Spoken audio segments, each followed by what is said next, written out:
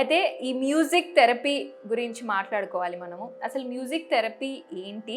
నిజంగానే మన mind and బాడీకి కనెక్షన్ ఉంటుందా? హీల్ చేస్తుందా అంటే ఏం చెప్తారు?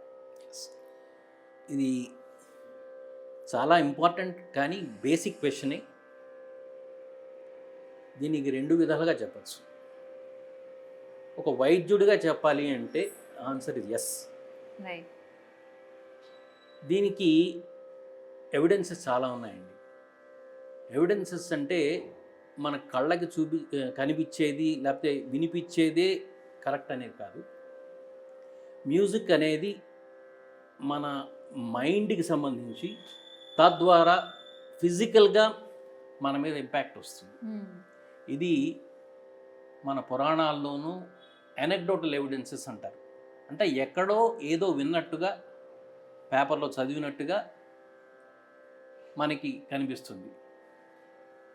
ఫర్ ఎగ్జాంపుల్ మనం 15వ శతాబ్దంలోకి వెళ్ళామనుకోండి. వానలు రాని కాలంలో తాన్సేన్ మేఘ్మల్హర్ రాగం ఆయన ఆలాపిస్తే వర్షాలు పడ్డాయిట.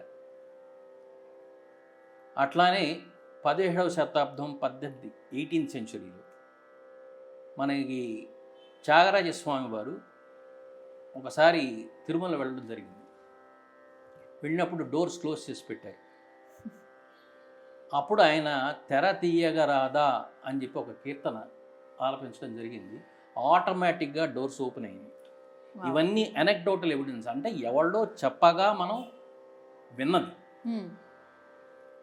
As a scientist in me, ఇప్పుడు మెడికల్గా నేను సైంటిస్ట్ని, ఎవిడెన్స్ బేస్డ్ మెడిసిన్ అంటాం. అంటే ప్రూఫ్ ఉండాలి, లేకపోతే నమ్మరు. ఈ కాలం పబ్లిక్ అనండి లేకపోతే జనరేషన్ కానీ.